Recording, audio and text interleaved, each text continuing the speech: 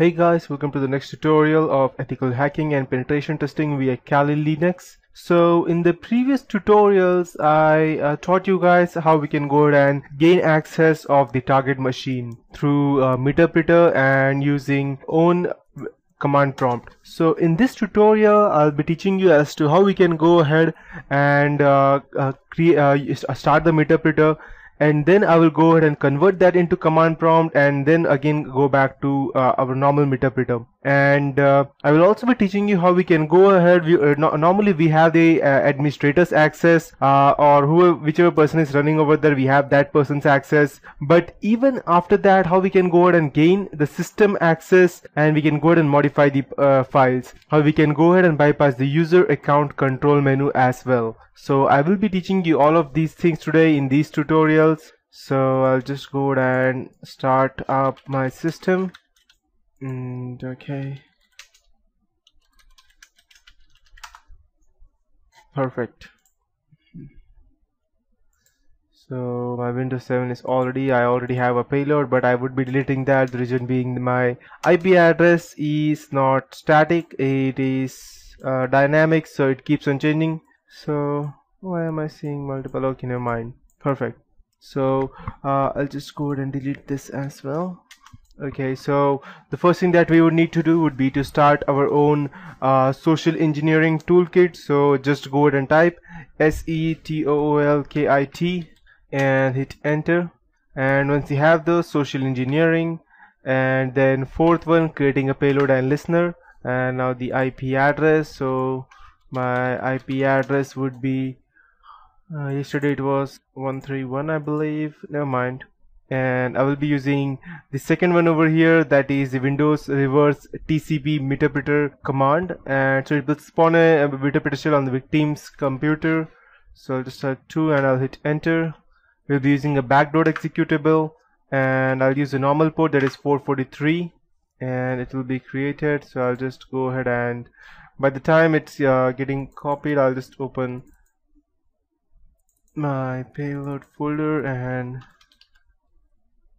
I'll just go ahead and create a shortcut. Can we create a shortcut? Okay. Never mind. Okay, so I'll just go ahead and start the listener. And till that time, I'll just copy it and paste it over here. I will copy it, and I'll need to go ahead and turn off the defender first in order for me to do that. So I have to defender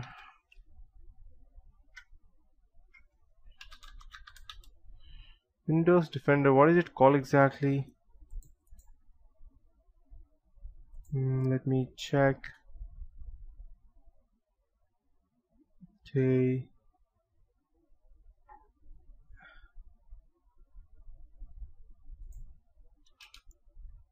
Okay, here we have it.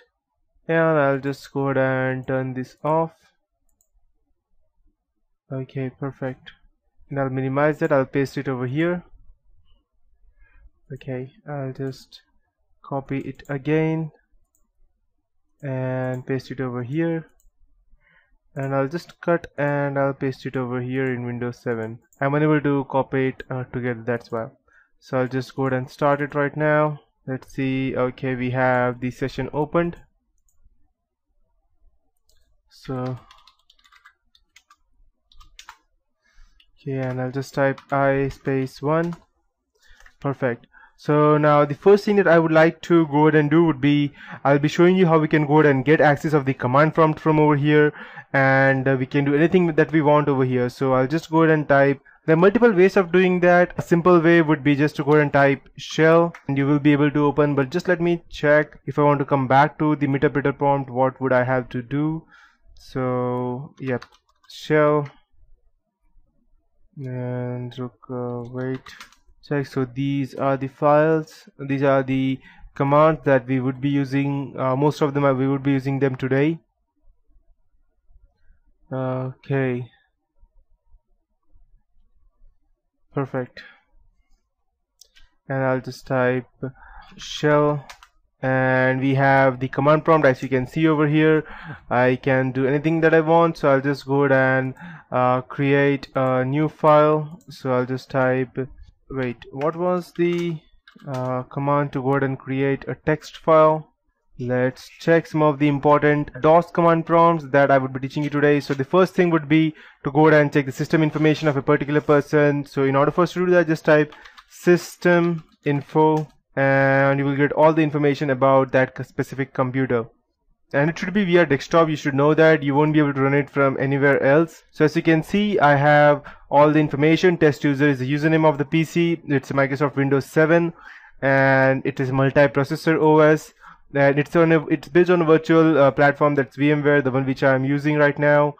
Phoenix Technologies. Total RAM I have given it is 511. 227 is the graphic card, and this is the virtual memory size.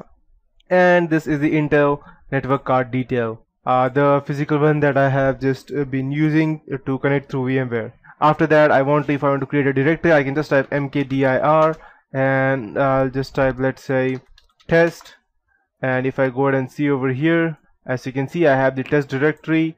But from over here, if I want to check all the things that I have, that means I want to see all the files that are under desktop. So I'll just type dir and I will get all the files folders as well. So as you can see, this is the file resource at .zip payload.exe and the test. So I want to delete test, so I'll type rmdir and I'll type test and it's deleted. So if I type dir directory, it's not there. After that, if I want to rename a directory, I'll just go ahead and create the same directory once more and I'll type run test. I'm going to rename the directory, so I'll rename it to test to user. And if I go ahead and type dir, as you can see that the test has been converted to user over here. Then I can go ahead and use cd space period to go back, and again desktop to go cd desktop to go ahead and go in the same directory. After that, the best part over here would be to get all the once I have captured the computer of a particular person, the best thing that I would like to do would be to go ahead and get a list of all the directories that he has. Not exactly directories, but all the I'll just go ahead and add my computer over here. Okay, perfect. I feel it easy. So I have two directories over here, one CD-ROM and one floppy drive. So I want to check how much this person has. So for that, I will have to type WMIC and I'll have to type LOGICAL logical disk get name. And by doing this, I will get all the available volume names. So as you can see, I have A, C, D, and E.